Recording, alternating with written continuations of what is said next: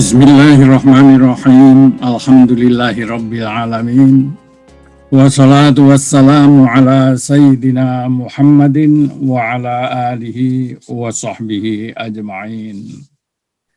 Amma ba'du. Bapak-bapak, ibu-ibu dan saudara-saudara yang saya hormati, pertama-tama saya ingin menyampaikan ucapan selamat menjalankan ibadah puasa. Mudah-mudahan ibadah ini dapat kita jalani dengan baik, dengan lancar, dan sesuai dengan apa yang kita inginkan. Juga diinginkan oleh Allah Subhanahu wa Ta'ala. Baiklah, dalam kesempatan ini saya ingin sedikit membahas kebiasaan yang mungkin bisa kita masukkan dalam kebiasaan yang tidak baik dari banyak di antara kita. Mudah-mudahan Anda tidak termasuk di dalamnya. Kebiasaan apa itu? Yaitu kebiasaan yang disebut procrastination, atau supaya mudah kita sebut prokrastinasi.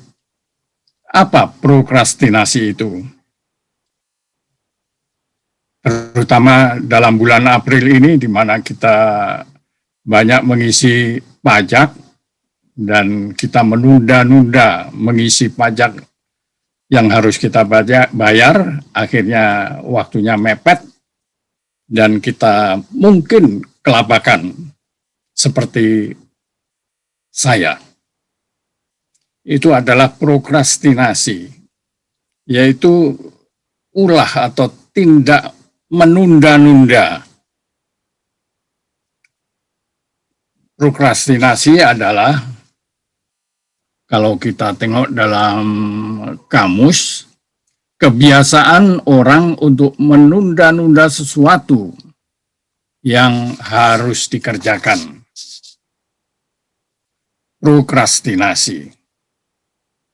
Dalam masalah ibadah, prokrastinasi ini juga sangat banyak kita jumpai. Misalnya untuk melakukan sembahyang tepat pada waktunya, itu banyak dari kita yang menunda-nunda. Sampai akhirnya menjadi kebiasaan. Penundaan itu terjadi sepanjang hidup kita sampai sekarang. Nah, ini sebaiknya kita ubah. Juga barangkali juga kewajiban-kewajiban ibadah lainnya, misalnya untuk menunaikan ibadah haji, kita sudah punya biaya, tapi kita tunda-tunda dulu. Baiklah, biaya ini untuk kita gunakan yang lain. Haji, ibadah haji kan masih bisa setiap saat. Jadi kita tunda. Nah, apakah kebiasaan seperti ini bisa kita ubah? Atau memang sudah menjadi kebiasaan, jadi ya akan tetap begitu saja, tidak bisa kita ubah?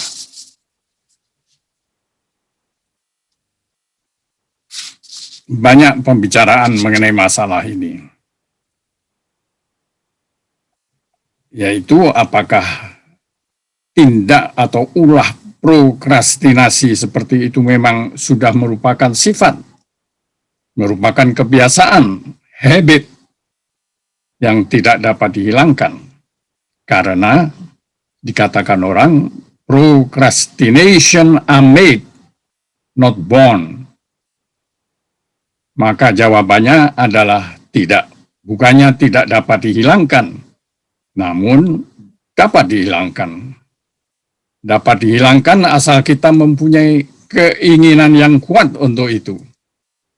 Itulah paling tidak jawaban yang diberikan oleh sebuah artikel dalam sebuah majalah yang saya baca belum lama ini. Sudah tentu artikel itu yang ditulis oleh seorang kolumnis harian New York Times bernama Jane A. Brody. Tidak sedang membahas, tentunya dia tidak sedang membahas prokrastinasi dalam menjalankan kewajiban agama, apalagi agama Islam, tetapi menyangkut kegiatan manusia pada umumnya. Karena menjalankan ibadah agama adalah salah satu kegiatan manusia, maka ternyata apa yang disarankannya dapat pula diterapkan dalam kita melaksanakan agama kita. Pertama-tama artikel itu menandaskan bahwa dalam tanda petik penyakit prokrastinasi ini adalah penyakit yang dapat disembuhkan. Artikel itu misalnya mengutip pendapat seorang pakar psikologi, Dr. M. Susan Roberts, dari Fuller Memorial Hospital di Attleboro di Massachusetts. Dokter ini menyarankan kepada para prokrastinator yang secara kronis merasa overwhelmed, merasa kebanjiran beban, agar pertama-tama menjalankan teknik yang dilakukan oleh orang yang ingin mengatasi masalah stres. Ini termasuk melakukan olahraga secara teratur. Karena katanya, olahraga memberikan energi kepada orang yang melakukannya dan membantunya untuk dapat berpikir lebih jernih dan mampu menentukan prioritas. Yang kemudian menyarankan agar kita memecah proyek yang besar menjadi proyek yang lebih kecil, yang terjangkau oleh kemampuan kita untuk dapat menyelesaikannya dengan tepat. Seorang pakar psikologi lain, Dr. Jane Burka dari Berkeley, California, menyarankan hal yang sedikit banyak sama. Tatkala ia menyarankan kepada para prokrastinator agar menetapkan satu saja sasaran untuk jangka waktu tertentu, a goal at a time, di mana pikiran kita dapat kita konsentrasikan.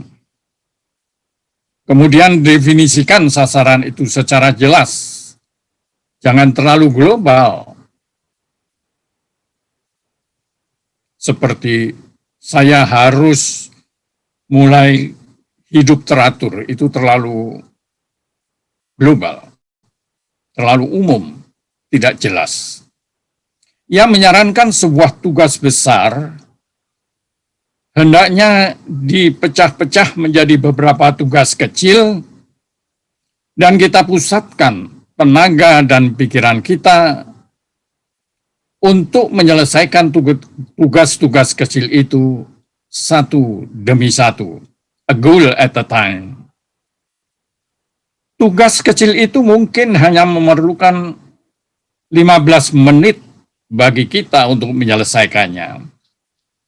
Daripada kita menunggu tersedianya yang ia sebut a huge block of time atau waktu yang banyak yang akan memungkinkan kita melakukan tugas.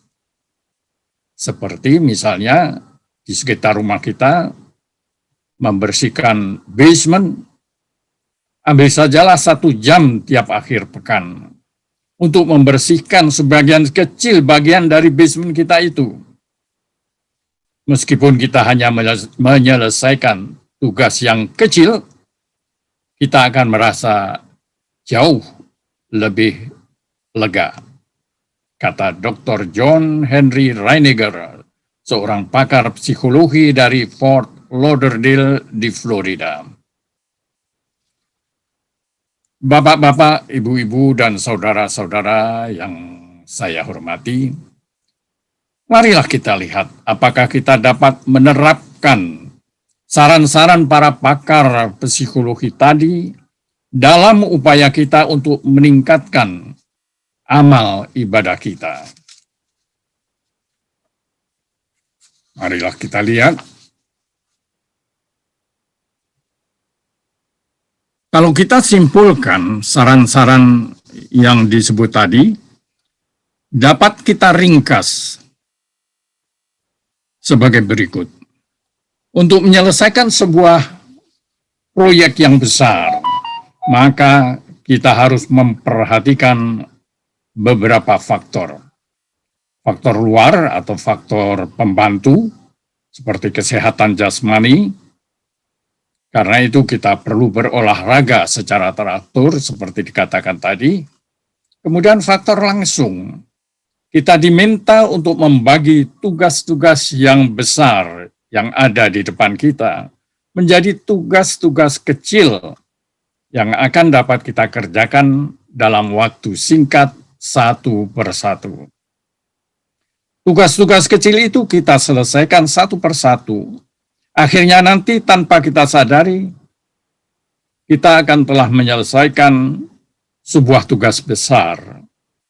Kita juga disarankan untuk menentukan sasaran yang jelas, jangan terlalu umum, yang kemudian kita overwhelm karenanya.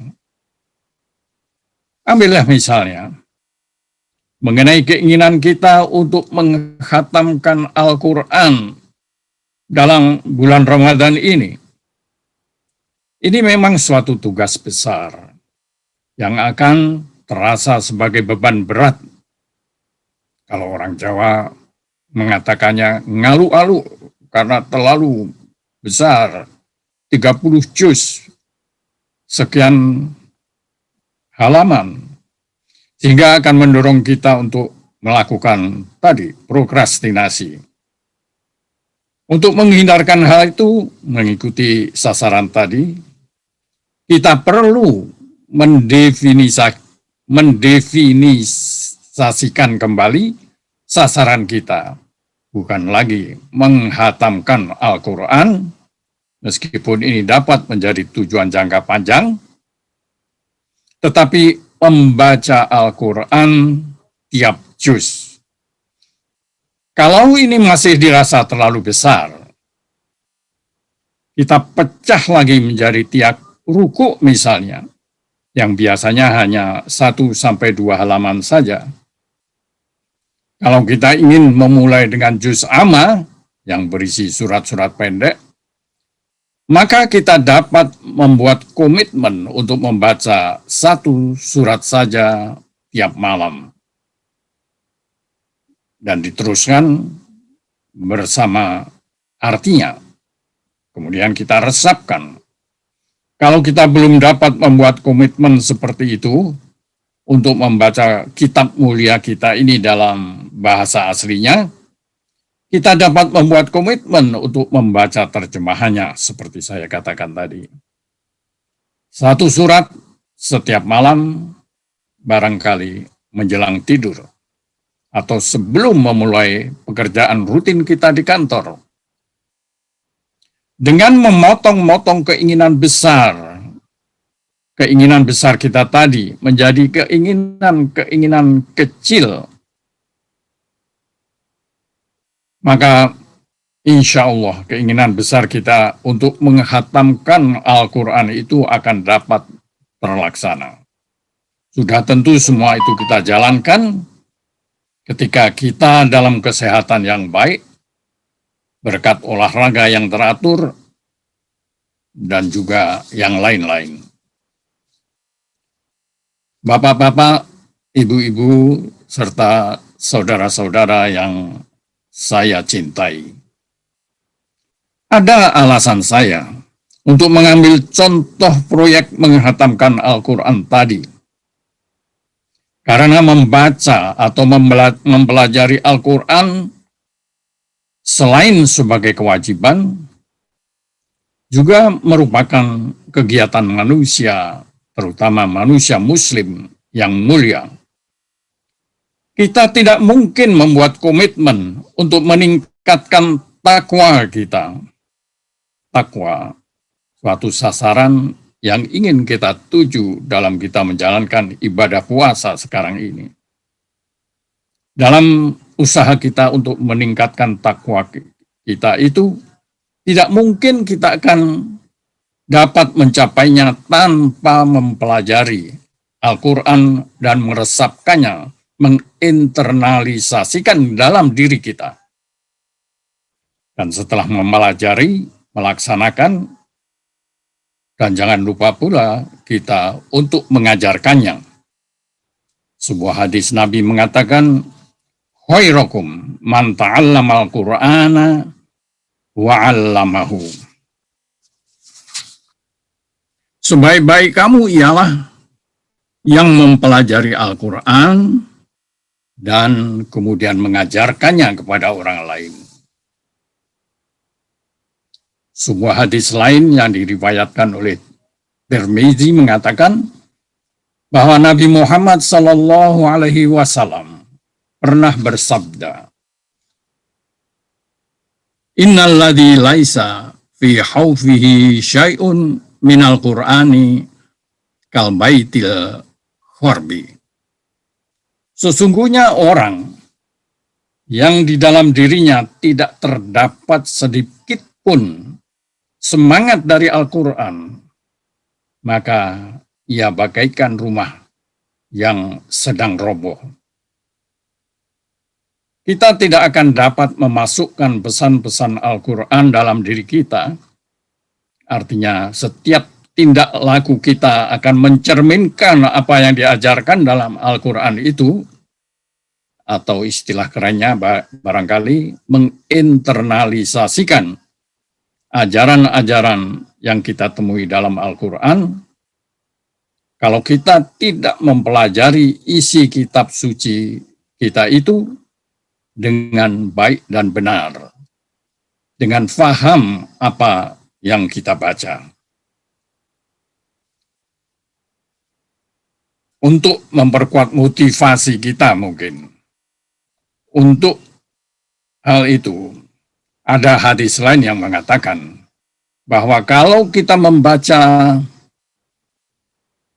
ayat-ayat dalam kitab suci Al-Quran yang dinilai Allah Subhanahu wa Ta'ala bukanlah ayat itu secara keseluruhan, tetapi menurut Nabi Muhammad yang dinilai adalah tiap huruf yang kita baca. Misalnya Alif Lam Mim. Itu tidak dinilai satu kata Alif Lam Mim, tetapi Alif dinilai sendiri, artinya diberi pahala sendiri. Lam diberi pahala sendiri. Mim demikian juga. Bayangkan kalau kita membaca satu ayat atau satu rukuk dalam Al-Quran, berapa huruf yang kita baca itu. Begitulah Allah Maha Pemurah. Oleh karena itu, dibukalah pahala yang sebesar-besarnya. Apalagi sekarang bulan Ramadan, di mana kebaikan atau pahala bagi kebaikan yang kita lakukan akan dilipat gandakan sampai beberapa kali. Apalagi kalau itu kita baca, kita lakukan pada saat Lailatul Qadar. Jadi dapat kita bayangkan betapa besar keuntungan atau pahala yang kita peroleh dari mempelajari dan membaca Al-Quran. Baik untuk kepuasan diri setelah kita membaca kitab suci itu, kemudian kita dapat mengamalkan isi kandungannya, maupun pahala yang akan kita peroleh dari kegiatan membaca atau mempelajari semacam itu. Membaca tanpa mengerti isinya pun akan memberi kredit pahala kepada kita. Kalau kita membaca demikian sebagai proses untuk mempelajari kandungan Al-Quran secara menyeluruh.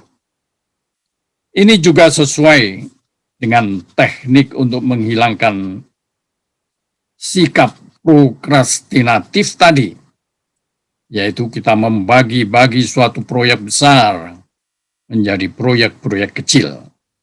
Dan proyek kecil kita itu adalah menguasai seni baca Al-Quran sebelum kita melangkah ke proyek berikutnya, yaitu mengerti isinya dan kemudian mengamalkannya.